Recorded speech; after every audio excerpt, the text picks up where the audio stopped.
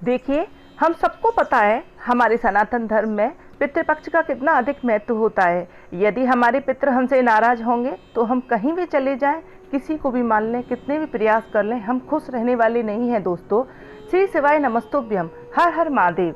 देखिए, आज का ये वीडियो बहुत ही खास होने वाला है।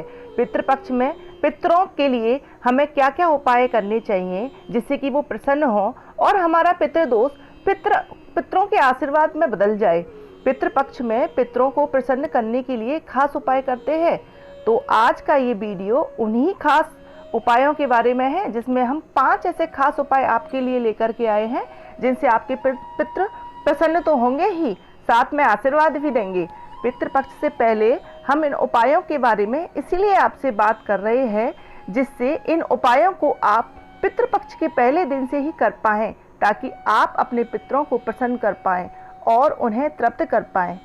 देखिए दोस्तों, हम सभी को पता है, हमारे धर्म में कहा जाता है कि आप कहीं भी दुनिया के किसी भी कोने में जाइए, किसी को भी मान लीजिए, आपका दुनिया में काम कोई सा भी कर लीजिए, लेकिन आप खुश रहने वाले नहीं होंगे, क्योंकि आपके पितृ तो दुखी रहेंगे। देखो, श्राद्ध पक्ष का ये 16 दिन का जो समय होता है ना, इसमें हमारे पितृ धरती पर आते हैं और हमारे पितरों को प्रसन्न करना बहुत जरूरी होता है। समय समय पर यदि पितरों को याद नहीं किया जाता है, जैसे अमावस्या पे हम पितरों के लिए भोग निकालते हैं ना, खीर का भोग लगाते हैं, पूरी पकवान और कंडे पर, ऊपले पर, आपके यहाँ जो भी बोलते हैं उस पर भोग लगाते हैं। कुछ लोगों के यहाँ ब्राह्मण को खाना खिलाते हैं। यदि हम सब आज की भागदौड़ की ज़िंदगी में वो सब नहीं कर पाते हैं ना, तो हमारे पास ये पितृपक्ष का जो 16 दिन का समय होता है, ये बहुत ही शुभ फलदायी समय होता है। इसमें 16 दिन के लिए हमारे पितृ धरती पर आते हैं। यदि जैसे आपकी नौकरी सही से नहीं चल रही है, आपके काम रुक जाते हैं, संतान सुख नहीं मिल पा रहा है, या आपको बनते काम आपके बिगड़ रहे हैं, आपका घर नहीं बन पा रहा है, आपके घर में बीमारियां लगातार आए जा रही हैं, तो ये सब पता है क्या है? ये सब पितृदोष के लक्षण है। इसका अर्थ है कि आपके पितृ आपसे नाराज हैं। अब हम आपको उन 5 चीज़ों के बारे में बताएंगे जिनसे आपका जो पितृदोष है वो पितरों के आशीर्वाद में बदल जाएगा। देखिए, क्या आपको खाना चाहिए, क्या नहीं खाना चाहिए, बहुत छोटे छोटे से उपाय बताएंगे और आसान भी, जो आप आसानी से कर सकें। देखिए, ये तो हमें पता ही है, भाग दौड़ की ज़िंदगी है, सभी के पास इतना समय कहाँ है कि 16 दिन रुक करके आप प्रॉपर सारी चीज़ों को कर सको। तो इसीलिए हम पूज्य गुरुदेव प्रदीप मिश्रा जी के उन खास उपायों के बारे में बताएंगे जो उन्होंने एक सामान्य व्यक्तियों के लिए जो आसानी से उपाय कर सकें, वो सारे उपाय बताए हैं। और उपायों में कुछ छोटे छोटे से परहेज भी हैं जिनसे हमारे पितृ प्रसन्न होंगे और हमें आशीर्वाद भी देंगे। सबसे पहले हम जानते हैं कि इस 2023 में पितृपक्ष कब से शुरू हो रहा है और कब खत्म हो रहा है। देखिए, शुक्रवार 29 सितंबर से हमारा ये पितृपक्ष शुरू हो रहा है और 14 अक्टूबर को ये समाप्त होगा। यदि आप भूल गए हैं पिछले कुछ समय पे पितरों को याद करना, या कोई आपने शुभ कार्य किया, अपने पितरों को याद नहीं किया, तो ये माफ़ी मांगने का सुनहरा अवसर है आपका।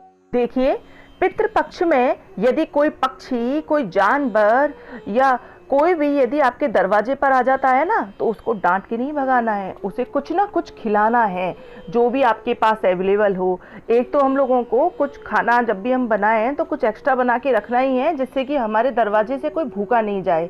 देखो, कहा जाता है कि जो भगवान है ना, हमारे पितरों को इन श्राद्ध पक्ष के, पितृपक्ष के 16 दिनों में धरती पर भेजते हैं, और जो पितृ होते हैं हमारे, वो किसी न किसी रूप में भेष बदल के हमारे दरवाजे पे जरूर आते हैं। तो हमें कब कौन सा पितृ हमारे किस रूप में हमारे यहाँ जाएं, तो वो प्रसन्न होके हमारे दरवाजे से जाएं। तो किसी को लताड़ के तो कभी, मतलब पितृपक्ष से ही नहीं है, कभी भी किसी जानवर को कभी भी भगाना ही नहीं है। और पितृपक्ष में तो विशेष हमें किसी को भूखा भी अपने दरवाजे से नहीं भेजना है। दोस्तों, हम जिन 5 उपायों के बारे में बात कर रहे हैं ना, उनमें से पहला उपाय सुनिए। हम पहला उपाय है कि वो 2 सब्जियां जो हमें भूल कर भी पितृपक्ष में नहीं खानी है। पूज्य गुरुदेव जी ने बताया है कि पत्ता गोभी, पत्ता गोभी को हमें पूरे श्राद्ध पक्ष के समय पे बिल्कुल नहीं बनाना है। यदि हमने इसको बनाया या खाया तो हमारे पितृ है ना वो नाराज हो जाएंगे। दूसरी जो सब्जी है वो है कुंदा। कुंदा क्या देखने में वो जो मोटा वाला लौकी होता है ना उस जैसा होता है, लेकिन वो होता वैसा नहीं है। कुंदा आप जानते हो तो ना तो हमें कुंदा खाना है, ना कुंदा से बनी हुई कोई भी सब्जी या कोई भी और भी कोई डिश जो भी है वो हमें नहीं खानी है।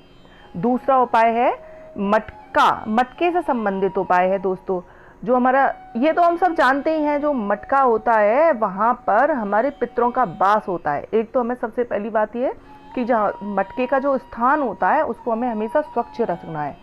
दूसरा जो पूज्य गुरुदेव जी ने जो उपाय बताया ना, जो खास उपाय बताया है इस बार, वो ये है कि हमें मटके के पास एक तांबे का कलश रखना है और उस कलश में 2 सफ़ेद रंग के फूल डालने हैं।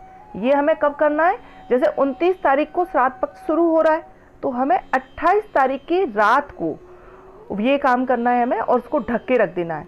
दूसरे दिन जब हम सुबह जगें तो जब कब कोई भी जगह नहीं हो, मतलब ये जग भी गए हों तो दरवाजे से कोई निकला नहीं हो, उससे पहले हमें सुबह उस जो कलश हमने भरा था ना तांबे का, उस पानी को लेके अपनी देहरी के पास लेके जाना है और उस पानी का वहाँ पे छिड़काव करना है। और उस जो 2 फूल उसमें डाले थे ना, उसको एक को लेफ्ट में डाल देना है, एक को राइट में डाल देना है। और हमें क्या मंत्र जाप करना है? ओम पितृ देवताय नमः, ओम पितृ देवताय नमः, ओम पितृ देवताय नमः। ऐसा करने से क्या होगा कि हमारे जो सभी पितृ है ना वो बहुत खुश होंगे कि हमारे जो बच्चे हैं वो हमें याद कर रहे हैं, पहले से ही हमें याद कर रहे हैं। तो ये मानिए कि उनका आशीर्वाद तो हमें मिलना ही है। और ये काम हमें कब तक करना है? ये हमें अमावस्या तक करना है, अमावस्या तक। तो ये दूसरा उपाय ये हो गया। तीसरा उपाय क्या है? तीसरा उपाय है तामसिक भोजन हमें नहीं बनाना है। तामसिक भोजन जैसे एक तो लहसुन प्याज हमको नहीं बनाना है, या आप अगर यदि मांस मदिरा का सेवन करने हैं वो भी हमें बिल्कुल नहीं बनाना है। तो तामसिक भोजन तो श्राद्ध पक्ष में बिल्कुल बनाना ही नहीं है।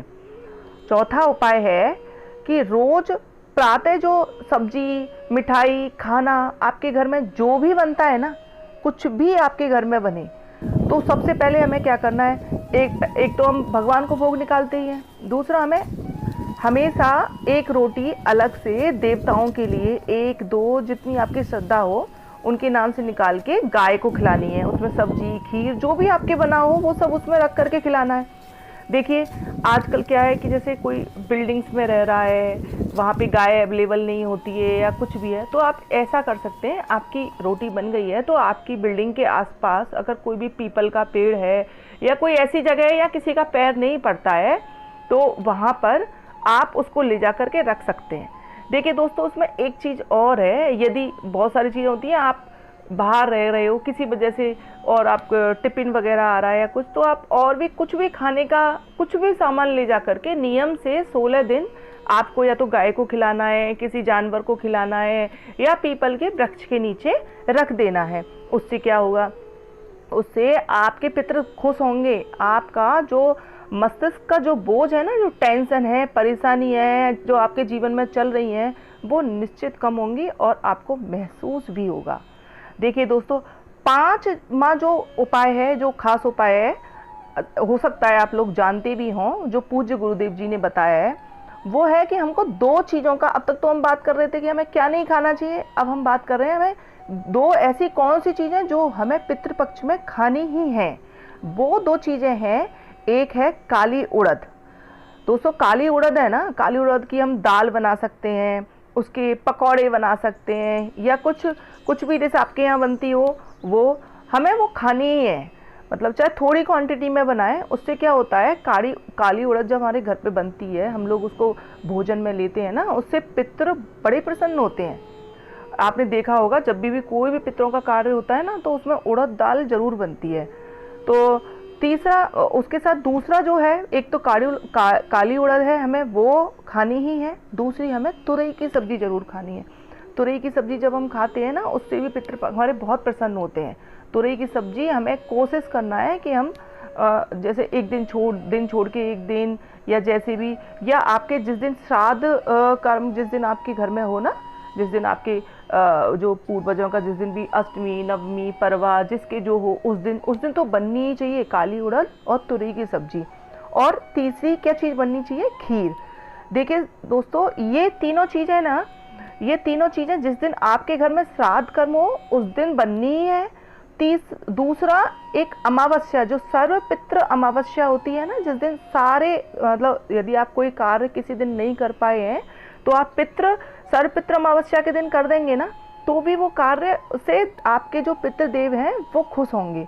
तो ये तीनों ही चीज़ सर्वपित्र अमावस्या वाले दिन आपको जरूर बनानी है। कौन कौन सी?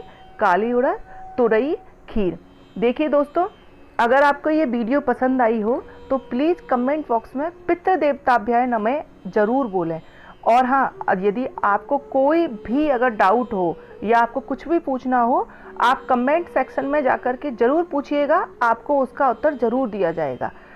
हर हर महादेव, श्री शिवाय नमस्तुभ्यम।